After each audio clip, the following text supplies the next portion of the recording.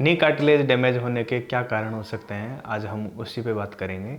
तो one by one मैं आपको नी कार्टिलेज के डैमेज होने के रीजंस बताऊंगा और रीजंस को प्रोटेक्ट कैसे करना है उसके बारे में बात करेंगे। तो पहला जो रीजन है नी कार्टिलेज डैमेज होने के, ट्रॉमा या डायरेक्ट इंजरी। ट्रॉमा या डायरेक्ट इंजरी का मतलब ये है कि आप किसी भी टाइप के हाई इम्पैक्ट ट्रॉमा या डायरेक्ट ब्लो हो सकता है, या फिर कोई ट्रॉमा हुआ है, एक्सीडेंट हुआ है, या फिर कोई स्पोर्ट्स इंजरी हुई है, उसके साथ में आप गिरे हैं या आपको डायरेक्ट किसी ने चोट मारी है, तो उसकी वजह से आपका कार्टिलेज डैमेज होने के चांसेस रहते हैं। उसके अलावा है ट्विस्टिंग मोमेंट। आपके कोई भी हाई इम्पैक्ट स्पोर्ट्स होते हैं, या फिर आपने सडन से घुटने को टर्न करा है, या फिर आप चलते चलते सडन से आप टर्न लेते हैं, तो घुटने के जो कार्टिलेज हैं उस पर बहुत ज़्यादा फोर्स आता है, उसकी वजह से कार्टिलेज डैमेज होने के चांसेस बढ़ते हैं। उसके अलावा है थर्ड रीजन है वो है ओवर यूज। आप रिपीटेटिव एक्टिविटीज़ की वजह से भी आपका कार्टिलेज डैमेज हो सकता है। उसमें जंपिंग है, रनिंग है,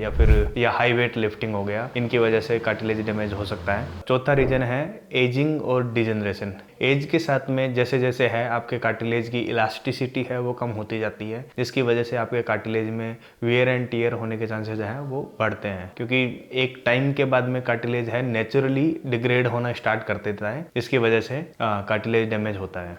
ओबेसिटी, किसी के शरीर का वेट बहुत ज़्यादा है तो वो आपके घुटने पर एक्सेसिव लोड बढ़ाता है, जिसकी वजह से ऐसा देखा गया है, रिसर्च इसको प्रूव करती है, जिनमें भी बॉडी वेट ज़्यादा रहा है उनमें घुटने के कार्टिलेज डैमेज होना थोड़ा अर्ली एज में ही स्टार्ट हो जाते हैं, की वजह से लेटर ऑन स्टेजेस में उनको ऑस्टियोआर्थराइटिस भी जल्दी देखने को मिलता है। नी स्टेबिलिटी या joint instability. Basically joint instability का मतलब ये है कि आपके जो नी के लिगामेंट्स हैं, एसीएल हो गया, एमसीएल हो गया, ये लिगामेंट का इंजर्ड होना, ये आपके घुटने में लचक को बढ़ा देते हैं या फिर कंट्रोल को लूज कर देते हैं, जिसकी वजह से आपके कार्टिलेज पे एक्सेसिव जो भी फोर्स आता है या बकलिंग करने की वजह से जो फ्रिक्शन बढ़ता है, उसकी वजह से भी आपके कार्टिलेज डैमेज होने के चांसेस बढ़ते हैं। क्रोनिक कंडीशंस जैसे गाउट हो गया, रूमेटॉइड आर्थराइटिस हो गया, ये आपके घुटने में इन्फ्लेमेटरी कंडीशंस होती हैं जो कि आपके घुटने में कार्टिलेज डैमेज को और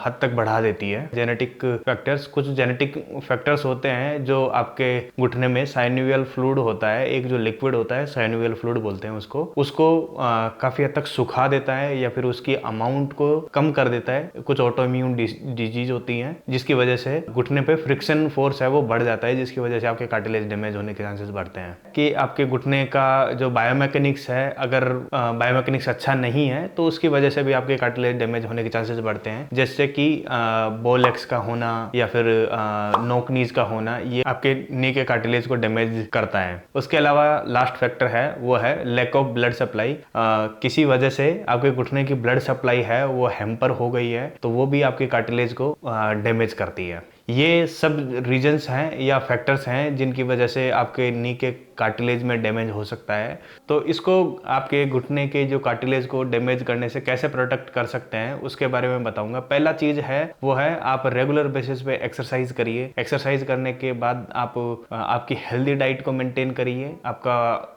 वेट मेंटेन करिए।